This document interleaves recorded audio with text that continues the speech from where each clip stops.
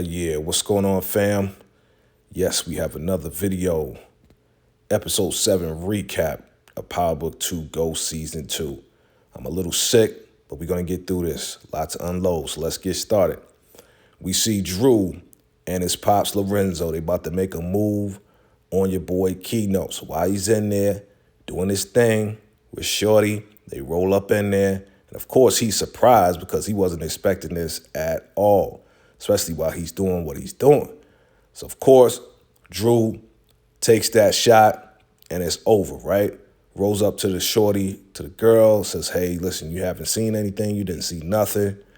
And looks like not only is Lorenzo there, but Caliento is there, right? Caliento is there. And he's like, listen, we're going to make a move on the whole organization. We're going to take down the organization. Drew is telling the girl, listen, you didn't see anything, but we got to take care of her too. So Lorenzo takes care of her too and tells Drew, listen, first rule, no loose ends. So they wrap up everything and they keep it pushing, right? Now, back at the bar, we see Monet. And guess who rolls in? 21 Jump Street rolls in. But this time it's Evelyn. And Evelyn is the wife of Frank. If y'all remember Frank from the first episode, he got out early. And she's like, hey, listen, last time I heard Frank was going to surprise you. That's the last time I saw him. She's like, well, Frank didn't make it. Frank didn't make it. It's a casualty of everything. And she's just like, listen, I got to take care of the boys. It's hard for me to take care of the whole family and wrap all this stuff up. So, of course, Monet's like, listen, take this to make the family whole, you know, just so you and the family's going to be all right. You and the family's going to be all right. Now, of course, you know, Monet's just like, yo, this is part of the game. It is what it is. And you know what it is. So Evelyn takes the money and she tells Monet, hey, listen, tell Lorenzo, be safe out there in these streets. AKA, that's a threat because she may try to retaliate. All right. Now we got your boy McLean, Sax, and Tariq, and they're talking. They're saying, hey, listen, you know, they got some footage on you showing that you was at this hotel and possibly it's you. It's possibly you with this footage from the hotel camera. And Tariq is like, nah, I was with, you know, Paula at the, in New York City. I was at, you know, with her, talking with her. I wasn't at this place. I wasn't at this place at all. You know, Radio City, that's where they was at. So, you know, McLean is like, listen, if it wasn't you, then who was it? Who wasn't? And Sax is like, yeah, just tell us who it was, and then we can wrap this whole thing up. But of course, Tariq is not going to snitch. Tariq is not going to say anything at all. And McLean knows this. McLean knows that he's not going to tell, and he's just keeping his mouth shut. He's like, yo, who was it then? Who was there? Who was they after? And then he's like, McLean's like, all right, Tariq, we're going to take care of it from here, right? So Tariq is like, all right, y'all take care of it. Cool, I'm going to be out. So Tariq leaves. And Sax is like, man, the first time I believed that he didn't do it, and now he doesn't want to give up who did. And McLean is like, listen, man, you don't know the streets. It's not that he can't do it. It's just that he won't do it. He won't tell us who it is, you know what I'm saying, because of the repercussions that happen with all of that, right? So Drew and Lorenzo, they come back home. Of course, who's waiting? Monet is waiting in the kitchen like, where are my boys at? Like, where's Drew and where's Lorenzo? Like, where was you guys at? And he said, we was out handling some business, right? And she's like, where? So Lorenzo tells Drew to go upstairs. He tells mom good night. And she's like, listen, if you guys is in the street handling business, like, that's why we up in Stansford, man. We don't need to have business in the streets. He's like, well, there's no other way. You know, that's the way that I know it's going to be done. And it's the way it's going to be done since I'm back. And she's like, listen, I try to keep it off the streets, but you keep putting it back on the streets. And they going back and forth about how business needs to be handled. But Lorenzo, he ain't trying to hear it. He going to handle it the best way that he wants to handle it. And he's just basically trying to get her out of the game. He's like, yo, you've been dealing with it for 10 years. It's all good. I'm back now. And you don't got to deal with it anymore. You don't have to deal with any of this anymore. I'm going to handle it from here. So just keep your cool, keep cool. I got this. You know, you don't have to do anything anymore. Now, meanwhile, back at the dorm, we see your boy Tariq finally got his hands on that Stansfield yearbook, that little album book that he was asking Braden to get. So Braden gets it, brings it, and Tariq is finding all types of crazy pictures up in there. And he finds a picture of Sweeney and his dad, Braden's dad, and for Halloween, looks like they dressed up in blackface as O.J. Simpson and Nicole and all of that. And that's definitely the picture that your boy Tate needs to take down Sweeney. So Brady's like, nah, my dad's in that picture. I don't want to do it. Of course, he tells Tate, yeah, oh, what? They was dressed up in blackface? Wow, I could use that. We could use that picture. Definitely, we can get him to step down out of his seat. That's definitely what I need. But of course, Tariq is like, well, I told Braden that I wouldn't do this and I wouldn't do that. And your boy Tate is like, listen, I don't care about your little friend, Braden. I don't care about your friend, Braden. You know, this is what we need to take this cat down. Now, do I have to go back and talk to the judges to get you back in jail or what? Like, seriously. Yeah, you understand. I'm not messing with you. Like, this is exactly what I need. And Tariq is like, okay, I got you. So, of course, he's going to get Tate that picture because that's exactly what Tate needs to get Sweeney out of his seat and to get him into that seat. Now, back at the classroom, we see Professor Milgram, and she sees your boy Tariq. And again, like I said in my prediction, she is super shook because she was all like, yeah, he's going to jail for life. And everybody's shocked, even light-skinned Keisha's shocked, right? So they're all in there. And Lauren, she definitely is feeling some type of way about how she was manipulated by Professor Milgram. So Milgram's just like, how did he get out? And of course, Rashad Tate knows, but he's like, I don't know, right? So they're talking about, you know, the name of this episode is Forced Hands, right? So they're talking about people basically making decisions for them. And she asked Tariq, does he want to start it off? So he basically like, yeah, you know, our lives are pretty much dictated by other people for the most part. And most of the time, most of our decisions are made by other people. And Lauren chimes in like, yeah, you know, like manipulating professors who manipulate students. And of course, you know, Milgram is like, anything you want to ask? She's like, nah. So of course, light-skinned and Keisha, they're going back and forth and they're talking about what happened with the school, how the school is basically forcing the students' hands and how they raided the place and how Lauren got caught. So, of course, Tariq doesn't know this at all. He doesn't know what was going on because he was dealing with his own thing. So he's rolling up to Lauren just to kind of get the skinny on it, trying to get the information on what happened. And she's like, well, you would have known what happened, you know, just like everybody else, right? So she's like, you know what? You broke it off of me, so you're not even, like, privileged to get this information right now. Like, I don't even need to have this conversation. So he's trying to, you know, just get in good with her, still have that connection with her, but she's still upset because of everything that went down with him. And she's like, listen, I got to work on this, you know, speech for this dinner tonight, so I shouldn't even be seen with you. So, of course, he's kind of like, man, that's messed up, whatever. But he's the one that kind of chopped it off with her because he felt like she wasn't there for him, and she really wasn't. So they keep it moving. All right, now we got Paula and we got McClain. They're at the bar. And McClain rolls up on Paula. He's like, hey, what's going on? I know it's been a long time. And she's really not trying to feel him right now. She's like, what do you want? You know, like, what do you need? Like, I don't even want to be here. And he tells her that, yeah, you know, Tariq named you as the person that he saw as an alibi for, you know, Jabari Reynolds' death. And she was like, yeah, I did see him at Rockefeller Center, but it wasn't that long. You know, and she's like, I can't even take the stand. You know, what am I going to tell them? Oh, I was showing him a video that, you know, was illegally taped of him admitting that he murdered his father. And by your partner now, that's not going to work. It's not going to work. So she's like, you know what? You're unethical. I'm out of here. She's about to leave. And he's like, listen, hold on. Let's get a drink. Let's drink for old time's sake. He's like, listen, I forgive you for going behind my back and talking to Tariq. So she's like, she pours the drink on his shoes. And she's like, you know what? Good luck to Tariq because he's going to need it. You're very unethical and put your ring back on. You know, like you're just a terrible. She's basically like, you're just a terrible person. You know, good luck to Tariq because he's going to need it. Of course, your boy McClain's like, man, that's a bad chick right there. That's a bad chick. She knows a lot about him, so he can't get away with nothing. Meanwhile, back in his office, he's trying to clean his shoes off. 'Cause it was like a vodka and tonic or something like that. Tariq rolls in. He's like, yo, so what's going on? You know, is she going to testify? And McClain's like, nah, she's not going to testify. She's not a friendly. You know, she's definitely not going to do it. So who else, you know, were you with that night? He's like, well, I was at my grandmother's house. You know, I spent the night over there. He's like, and Sax is like, oh, the same grandmother you took custody from and said that she got a drinking problem and the whole nine? It's like, yeah.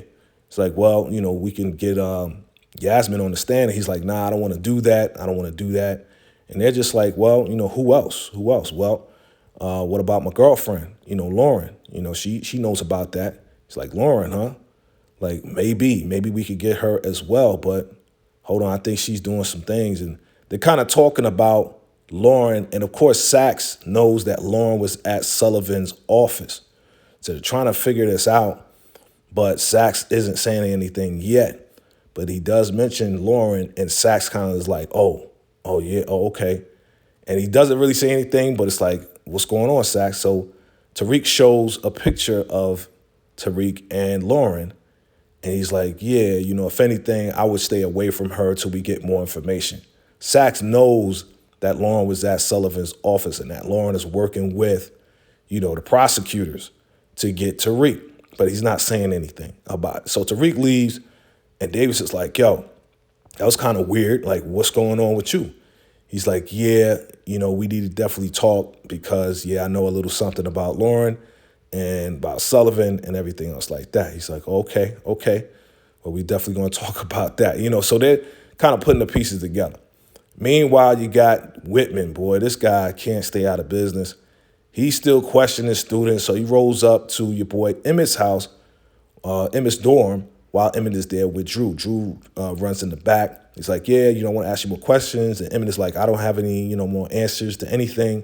I already said what I said. So Drew now sees that, yeah, Emmett was really talking too much and saying too much and got the detectives around. All right. Now we got Zeke. He's on the court, working on his free throws and everything. Guess who rolls up? Your boy Mecca rolls up. And he's like, yo, you want to play a one-on-one? He's like, nah, I'm just out here working on my form right now. And Mecca's just like, yeah, you got 1 foot that's a half an inch bigger than the other, right? And he's like, yeah, how do you know that? He's like, well, it runs in our family. I got it too. He's like, really? Our family? So Mecca's trying to feel him out, but kind of throw him hints at the same time. It's a real awkward conversation. But he's like, yeah, man, you know, yeah, it runs in our family. And Zeke is just like, what do you mean family? Like, who are you? He's looking at him like, who is this guy rolling up in here, right? And he's like, listen, man, I know this is going to sound crazy, but, you know, I'm your father. I'm your father. And Zeke is just like, come on, man. Like, the look on his face is like, seriously, you my father now? Really? And, yeah, you know, Mecca's just coming straight up with him. And, yo, it's only right. You know, Monet's been keeping this secret for a long time. And, you know, Mecca, he's just tired of it. So he's like, I don't know about that. He tries to walk away. He's like, yo, man, get away from me, man. Get away. I don't know you. So he's like, listen, I'm going to tell you, man, you need to ask your mother. Ask your mother about everything because I'm here now. He said, you want to find out how did you get your name? How'd you get your name, Ezekiel? Guess what? You got your name from this tattoo. I got a tattoo when I was 16 years old, and it's from the book of Ezekiel in the Bible. That's where you get your name from. Ask your mom. Your mom was there when I got the tattoo. I'm like, oh, this dude, Becca's just going in. Dante just going in. It's like, ask your mom where you get your name from. She'll tell you everything. And Zeke is just standing there like, wow, you're seriously? Like, he knows about my feet. I mean, he shows me a tattoo on his arm with my name on it from the Bible, and he's telling me to go talk to my mom. So that's exactly what he's going to do. He's going to go talk to his mom. So, you know, Zeke walks away, but this was the first step in Dante meeting and talking with his son. Tell me what you think about this interaction, all right? So now, Monet is back home. She's running around like a chicken with her head cut off. She's looking for things, and she's like, what's going on? Diana's like, what's going on? Yeah, well, you know, Zeke got a appointment with this agent, and I got to make sure everything goes right and everything else like that. So while she's rolling around, there's a text message that comes in from D. It says, we need to talk about him, Nay. So, of course, that's Dante, a.k.a. Mecca. So Diana sees that, and she's just like, talking to Monet, and she's like, I know you mad because you're going to St. John's and all this and that. I know you want to go to Stansford. You're not going to be with Tariq, so forget about it. And she's just like, yo, go ahead, go to that St. John's. That's where you're going. No matter what you want to do, that's where you're going. So, of course, Diana, she's not feeling that. She's rolling her eyes. She's like, whatever, but she's finding out a lot of things. Now, back at the school, we see your girl, Professor Milgram, and she's on this private clubhouse meeting with the students, and they're talking about how she was sleeping with Zeke, she was sleeping with the Professor Jabari, and everything else like that, and the word is spreading around the school, right? So your boy Tate rolls up in there. He's like, hey, I want to talk to you. Is this a good time? Of course, she's like, no, but he's going to talk anyway. And he rolls up in there, and he's about to ask her, how can he, get into this dinner, right? This dinner tonight with the alumni and everything. She's like, well, I don't know. And then the Dean Wong, comes in, and he's like, hey, listen, I need to talk with you for a second. Tate, can you give us a minute? So he's like, all right, sure. So Tate goes outside, but of course, he's right outside the door, ear hustling. He doesn't leave. He's going to try to find out what's going on because he's trying to get into that dinner. So, the dean is like, listen, there's been rumors about you and your personal life going around the school and everything. I don't know if it'd be fitting for you to speak at this, dinner tonight. And Tate runs in and he's like, hey, listen, this sounds like, some type of sexual harassment going on. She's being harassed. We need to stand behind her. The school needs to stand behind her instead of, trying to go against her. So the dean is like, you know what? That's a good point. He's like, all right, well, we'll see you tonight at that dinner. So Tate pretty much kind of came through on some like, yo, if y'all do this, y'all don't allow her to speak, y'all basically going against her. You need to be behind her. It'll be a good look for the school. So Wong is like, okay, we're going to let you speak. We'll see you at the dinner tonight. So now Professor Milgram's like, okay, Tate, what did you say that you wanted? He's like, hey, you got a +1, right? I want to be at that dinner. So he got himself in. Meanwhile, Monet comes to the dorm, and she's like, yo, Zeke, what happened? You missed the meeting with the agent. What's wrong with you? He's packing up, and he's like, listen, I got to go. And she's like, what is going on? What happened? She's like, yo, this dude came up, Red Fox dude came up and told me that he was my father. He had a tattoo saying my name on it and everything else like that. I got to talk to mom. And she's like, listen, just sit down for a second. I need to tell you something. Sit down. I need to tell you something. He's not trying to hear it, but he eventually sits down. And she's like, listen, I want to tell you, your dad, he's not dead. He's actually locked up for life, and he's not coming out. He's locked up in jail for life. He's not coming up. He's going to die in there as well. And he's like, for real? Like, everybody told me he was dead. Like, why all of a sudden now, now he's in jail? It's like, yeah, I'm sorry, but, it was a secret.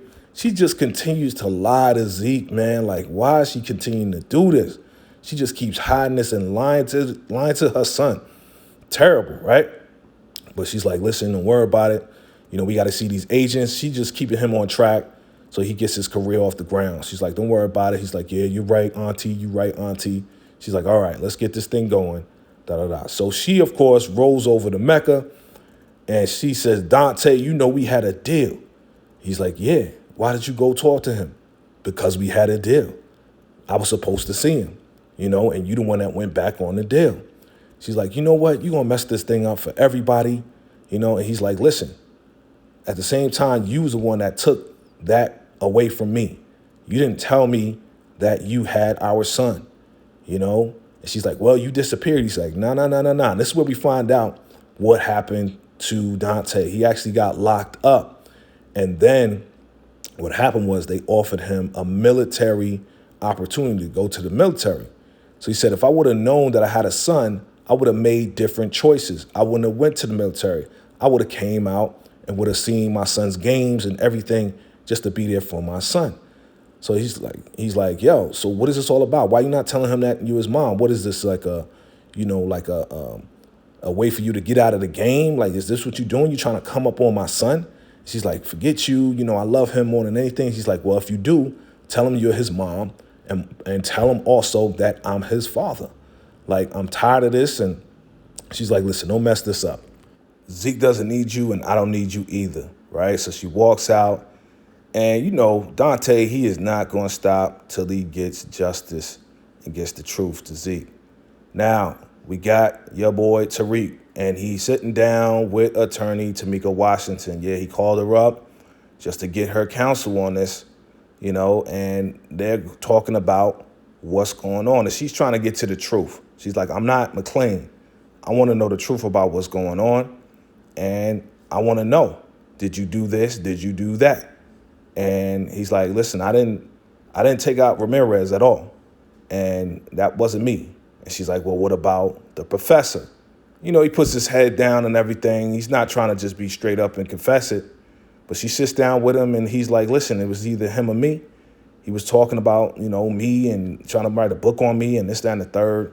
And she proceeds to take out some pictures of some people that have been taken out. And she said, I thought this was going to stop after your father, James, is gone, but it didn't. It continues to keep piling up. Bodies keep piling up around you. So I need to know the truth. The one thing I could tell you that McLean can't tell you is I can get you a deal.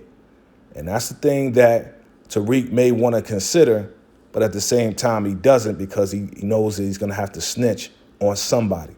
Now that right there is going to put his family at risk as well. So while he's locked up, he's going to be at risk inside, and his family, Yasmin and Grandma are going to be at risk on the outside.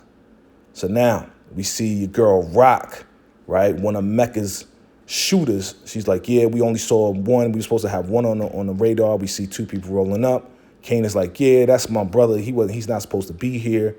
It's only supposed to be my dad supposed to be coming through or whatever. I don't know why he brought my brother.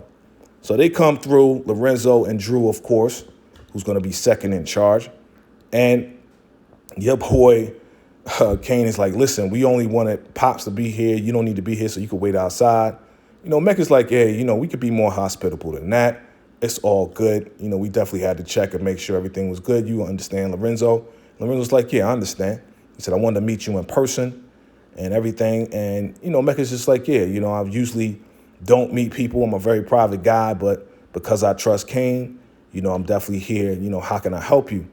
And, Lorenzo's like, listen, we about to take over Queens, and we're going to need a lot of product to come through. We're going to need a lot of product to come through, and, yeah, we can handle it, and we're going to need a little bit more muscle or whatever, but we could definitely handle all of that. Whatever you can give us, you can handle it. So, Mecca's like, listen, I'll cut you in with some more, muscle and everything for another cut. But yeah, you know what? From going forward, you're going to get all the product and everything's going to go to you. Of course, Kane is like, dang, because he ain't getting no more product because everything's going to his pops now.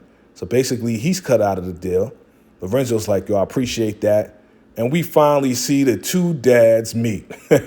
Lorenzo and Dante, a.k.a. Mecca, finally meet, and now they're working directly together. And that's something that Monet and Kane never wanted to happen, because Kane always wanted to be in the mix, and now he's not in the mix anymore like that to supply to the family. Meanwhile, at the dinner, we see Professor Milgram trying to talk to Lauren and trying to talk her down and say, hey, listen, we don't need to go there as far as telling my personal business. I see my personal business is out in the street. She's like, well, you should have thought about that before you try to manipulate me and everybody else.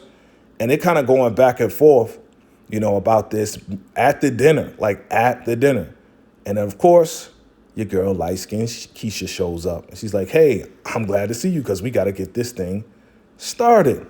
And yes, light-skinned Keisha, and yes, light-skinned Keisha is definitely, we're happy to see her to be part of this cast. All right, so now we see the Westons and they're talking. And of course, Braden's jerky brother's like, did you even know this Jabbery? Doesn't even say his name right. And of course, the father's like, listen, we have to do this. I'm an alumni. I'm a donor. It's a good look. The wife is like, yeah, I read his novels, very racy. The daughter's like, listen, you only read the sexual parts and all this and that. Braden, of course, he's like, oh, my God, I hate my family. He's like, I'm I'm going to go get one of those lobster rolls or whatever. And his brother's like, get me one. He's like, forget you, right? So here comes Tate, and he's rolling up on Mr. Weston. Rolls up on him, introduces himself, but he knows who he is. He knows he's, Councilman Tate and everything. And they do a little, chit chat or whatever small talk. And Tate proceeds to tell him, hey, listen, I just want to give you a heads up. There's going to be a picture that comes out, and it's going to be against Sweeney, but you're in the picture as well.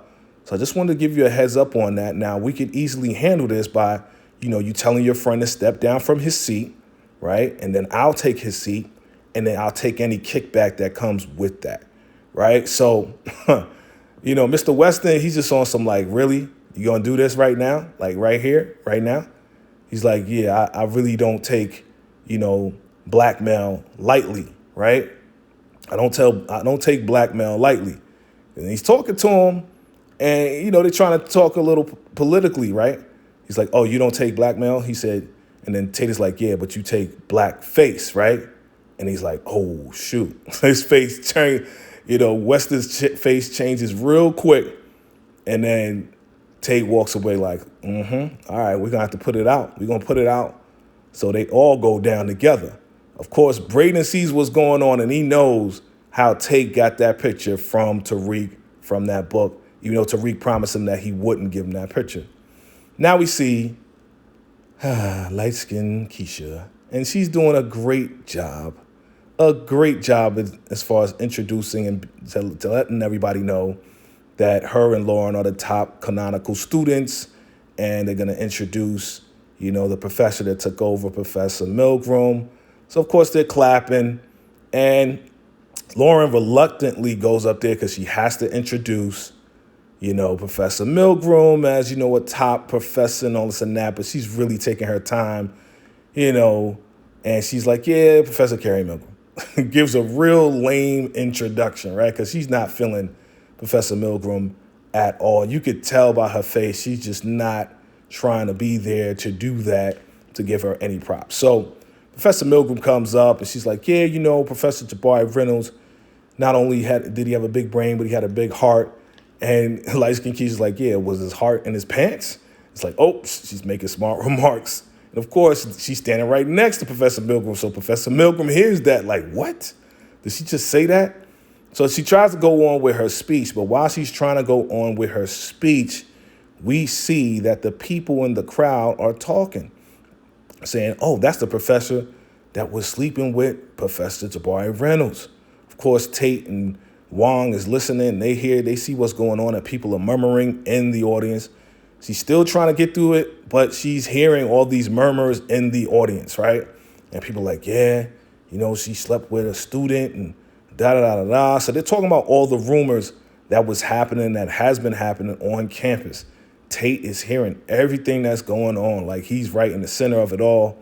And people are talking, The Westons, they're like, yeah, she slept with a student. And he's like, really? Wow, So all of a sudden, Professor Milgram's like, listen, I can't do this anymore. And she walks away. People start clapping. Light-skinned Keisha starts clapping. Of course, Lauren's just like, see what's going on. So she goes back to her office. She's crying. She's upset. She feels like everything is over for her. And then your boy Tate comes in, and he's like, hey, I just want to talk to you. And she's like, get out of here. I don't want to talk to you. I know you're going to say it's not that bad. It's not that bad. And he's like, no, it really is bad. It's really, really bad, like what's going on. But, he said, honestly, the reason why I was there was I was there to corner this alum to, revise or research my political career. That's why I was there. That's the reason why I was really there. I wasn't there for anything else, And she's like, well, did it work? Did you get what you wanted? And he was like, well, the crazy thing about politics is that the story never ends. And your story is not going to end. Your career is not over. And if you're like me, you'll find a way to get back up again. So he basically comes in there to kind of give her an encouraging word, knowing what's going on. And, that was real nice of him. That was real nice of him. He wasn't trying to get in her pants, but he was just trying to encourage her to keep her head up, right? Meanwhile, your girl Lauren goes to see Tariq, and she actually goes to apologize to Tariq. She's like, yeah, I forgot about your past, and I kind of judged you based off of everything that happened. My bad. I'm sorry. And he's like, oh, okay, I hear you. I hear you. Meanwhile, while she's apologizing, Diana shows up. She's like, oh, my bad, I'll come back later, right? But Tariq is like, nah, you good. Come on in. Right when Lauren is right there, right? He's like, come on in. And then he says, well, my lawyers told me it's best not to talk to you right now. So, and then he closes the door right on her face. Her mouth is wide open like, I just apologize. And he does this wide open on the floor. So now Diana's in there. She's like, what's that about? He's like, nothing. It's all good. And he's like, what's going on? She's like, yeah, I know you can't leave the campus, but I came to talk to you. And he's like, I know it's not about business, so what is this about? He's like, Monet's not messing with me anymore. I'm too hot right now. I got this low jack on my leg. She's like, yeah, they had me going to St. John's. He's like, yo, that's still good. But she was like, yeah, I want to come here to be with you. And he's like, listen, don't mess around with me. Like, seriously, Monet is not going to feel you being with me. She's like, well, the whole reason why, she wasn't feeling this because we was doing business together. But now you're not doing business with her no more. So I guess we could be together. He's like, listen, if we're going to do this, you can't tell anybody, right? You can't tell Monet at all right? Okay, so now we see Drew. He's watching cartoons. Kane goes in there, and he basically changes the channel and steps right in front of him. Turns it to MMA. And he's like, yo, what's going on, man? You try to kick me out of the meeting. What's happening, man? Like, you got beef with me? Like, what's really good with you? And Kane is just like, yeah, you wasn't supposed to be there. He's like, man, you just a goon. You know what? You just mad because you're not in charge and you can't run Jack. You're not smart enough to run anything. And Kane's like, what'd you say to me? He's like, yeah, man. Like, you know what? I'm going to be running the show and you just mad about the whole thing. So he's kind of like pushing it in his face. And Kane is like, yeah, see, you need to check your boyfriend because he's ratting about you, me, and everybody. I'm doing all of this to protect you, to protect me, to protect all of that. You know what I'm saying? And yeah, you need to take care of your little boyfriend. So they get into a little fight because Drew gets emotional about his boyfriend and they start wrestling or whatever. Lorenzo comes to break them up. And he's like, what the heck is going on here?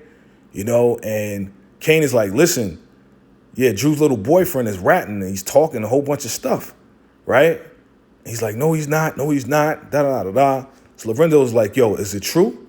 Is it true? Is he talking? Is he talking? Is he saying our names?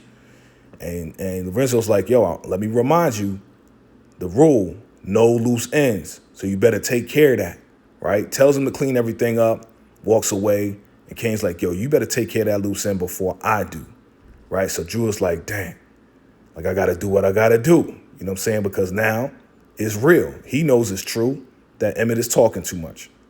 Now, we are back and we see McClain talking to little Yaz. What's up, little Yaz? And Yaz is in there. He's asking the questions, to try to get an alibi for Tariq. So he's asking the questions like, yeah, did Tariq spend the night? It's like, yeah, he spent the night. Yeah, he helped me because I was burning bacon and he put out the bacon with baking soda. So he better, she's like, yeah, he saved me, because I could have burned down the house. So McClain is asking the questions, was he there? And was he there? What else did you do? Oh, you watched Disney? He's like, yeah, I love Disney. So basically he was there, that night. And Tariq is like, yeah, good job. He smiles at her like, yeah, good job. So now Sullivan gets a chance to ask her questions, right? So McClain asked her, does she think she can answer questions in front of, a jury? She's like, yeah. So she's asking questions like, yeah, so what else happened that night? It's like, well, Grandma needed to go to the store. She's like, well, did Tariq go with you? She's like, no, he didn't. It was just me and her. So she's like, oh, so was Tariq there? She's like, well, I think so. And she's like, well, is he stumbling over her words? She's stumbling over everything. And she's like, listen, you would do anything for your brother, right, to save him, right? She's like, yeah, I would. She's like, well, see, I don't think that she's fit because, she basically doesn't know her timeline and it doesn't look good. And then Tariq is like, listen, stop everything. No, she's not going to be your witness on the stand. She's not going to do it. I don't want her to go through this. And he basically just like, nah, you're not going to do this to my little sister. I would do the same thing. I wouldn't put her through all of that. Nah, it's not going to happen.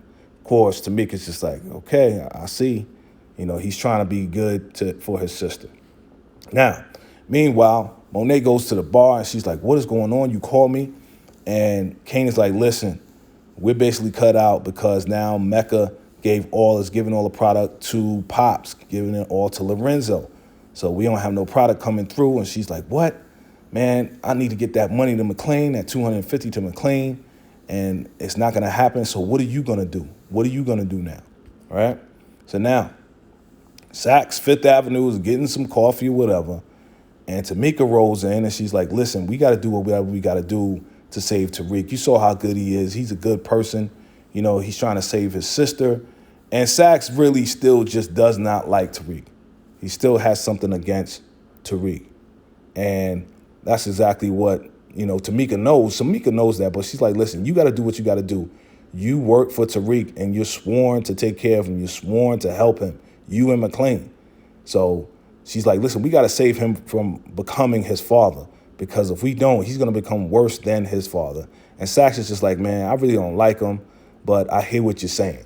Tamika's just like, listen, we got to do what we got to do to save this boy. I like Tamika because she's really trying her best to save Tariq. I really do. All right. Meanwhile, we got Drew, and Drew is on the block, and he's looking, and he sees Emmett, right? Emmett is saying what's up to somebody. They're talking, chit-chatting or whatever, and they're on the Stansfield, right? So he's walking down the block. He's about to walk down the block, and Drew is like, all right, I got to do what I got to do. I got to tighten up this loose end, because he knows Emmett is a loose end, and Emmett is talking, even with Whitman coming to his place, right? So he puts on the mask. He got the strap, and he's about to roll up on his little boyfriend, Emmett, to take care of the loose end. Meanwhile, Emmett is texting somebody. We don't know who he's texting, but he texts, and Drew's phone gets an alert, and it was a text from his little boy that he's about to take out, talking about, what you doing? I miss you. So, of course, he's breathing all hard like, dang, I'm about to take out, my little boyfriend. Of course, he messages back, I miss you too. I'm going to come see you soon on my way. So while he was about to take him out, he got his heartstrings plucked by his little boyfriend. So Emmett is not going to be taken out anytime soon. Meanwhile, back in Monet's house, Diana's like, yo, what you doing here? And Zeke is there. She's like, yeah, this guy rolled up on me, said he was my dad, and Monet said it was best for me to just stay here, because it's just messing me up. It's like, yeah, this Red Fox dude rolled up on me and said that he was my dad. And she's like, oh, I'm sorry, da-da-da. It's like, yeah, Monet told me my dad is in jail. So he's like, I don't know, it's best to just keep the door closed for right now. But we already know Dante is going to continue to go and talk to Zeke. Meanwhile, your boy McLean goes into his Bentley truck, and he gets a little surprised. He gets a strap put to his neck. And he's like, yeah, anything that's going down, everything's supposed to go down on Tariq, right? And he's like, well, I see who's the one that planted that badge. If you didn't plant this badge, then we wouldn't be in this situation. Of course, we see it's Kane, right? And he knows it's Kane too. It's like, listen, you don't pull that trigger. Don't pull it, because I'm working for you and Tariq. If Tariq goes down, everybody goes down. So he's like, as long as everything, the money comes in, I'm not saying anything about you. So McLean is about to leave, and he says, yeah, tell your mom I said hello, Kane. And he says his name because he knows that it was Kane.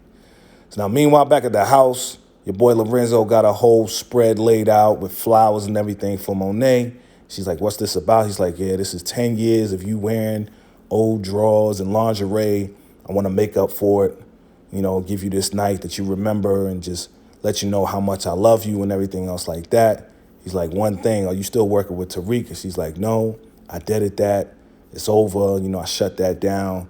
It's just me and you, right? Boom. So now we are at the other squad. We at the competition's place. They out there doing their thing. And of course, we got the hitters, right? The hitters are going in to take out the competition. We got Caliente there, and him and Rock are there as well, Mecca's crew. So they going in to take out the competition, to make sure there's no more competition in Queens. Of course, she coming through with the red dot. Yeah, they coming through. I see Kane is there as well. So they're all doing their thing to take out the competition. And yeah, they do the job and get the job done, right? So meanwhile, Lorenzo gets a text from Rock and said it's done, right? And they all laid out, after they had a good time. Monet and Lorenzo had a good time. Now they sleeping, right? Now on the other side, Monet is sleeping, and she gets a message at the same time Lorenzo does, and it says, "Can we please talk?" And that's from D. That's from Dante, right? He still wants to see his son. Now back at the dorm, Tariq's dorm, we got Tamika, Sax, and Sullivan. And of course, Tariq is like, what is Sullivan doing here? It's like, well, listen, here's the deal. 5 years, you give up the name of the person that, murdered Ramirez and Reynolds, and all you got to do is sign, and you have a deal. We'll take care of, Yasmin. We'll put her in with the foster family that she likes, and we'll put your grandma in foster care. Meanwhile, Tariq is like, listen, man, if I do this, man, none of my family's going to be safe. I'm not going to be safe, and I don't think I'm going to do this. And Sullivan is laughing because he's like, yo, this is the best deal that you can get. And Tamika's trying to plead with him like, yo, this is your last lifeline, for real. And, Sullivan just takes the paper. She's like, I'll see you in trial. And Sax is like, man, you just messed up. And Tamika's like, listen, man, I try to help you. But, this is it. She's like, good luck in trial and don't call me again. I try to help you get a deal, but don't call me again. So, of course, McLean rolls up on Sax like, yo, you went behind my back to talk to my client and make a deal. He's like, well, we tried, but the deal didn't go through anyway. It didn't go through anyway. Tamika talked me into it. Nothing went down. He didn't sign, and we're just going to have to go to trial with this. So he's like, ain't no harm done. There's no harm done here because he didn't do anything. So he's like, listen, who was the counsel, at the school with all the students and everything? Because we want to know who's going to be on the stand, right? And we know Lauren was one of them. And then he looks up the paperwork and he looks and sees who the counsel was to Lauren. And of course, we know it's Professor Milgram, right? He's like, man. So now we see Kane and Tariq meeting up. He's like, listen, man, I don't got that much time. Where's the product? I got things to do. I got to take care of my court and all this and that. He's like, listen, man, here's the bad news. I'm going to get straight up to it. Like, all the product is now going to Pops now. It's going to Lorenzo. It's not going to you. It's like, yo, I need that money to do what I got to do, man, to get my trial going, man. I got to pay my lawyer. And, Kane is being a jerk, and he's like, well, that looks like a you problem. You're going to have to figure it out. That's what it is. And, of course, Tariq is just like, man, this is the last straw. It's the last straw. All this time, he didn't give up Kane's name, and now Kane is doing this to him. You see? So now Professor Milgram gets a surprise at the door. Who is it? Of course, it's McLean. And he's like, listen, you are playing a dangerous game. And then they start going back and forth. She's like, listen, man, they start talking about all the bodies that they've actually caught, the people that they've been with. He's like, yeah, well, you got this, a lot of bone thing, that, whatever. They go back and forth on each other. She's like, you're married. You have no ethical bone in your body, right? So he's like, listen, you playing a dangerous game. You was the counsel, and you pretty much kind of twisted these students' arms to get them to do what was necessary to get the prosecution, get information on the people that we're defending. Like, listen, you put Lauren on the stand. He's like, I'm going to rip her apart because that's Tariq's girlfriend or was Tariq's girlfriend, and you playing a dangerous game and think that you're going to get away with this. It's not happening because I'm going to take everything down, and my client is going to win at the end of the day. So you playing this dangerous game, now you caught up in it, and you taking innocent people down with you, guess what? You about to go down as well. So, of course, that's heavy on her mind. What's going to happen next? We shall see, as this is the setup for the trial that's coming up for Tariq. Tell me your thoughts and your opinions as to what's going to happen next. Again, I had to do this. I'm a little sick, but I appreciate y'all and I love y'all, so I'm going to continue to do this the best way I can. So let's keep this thing going. You know what it is. It's your man, VACAY-J. And until next time, Salute.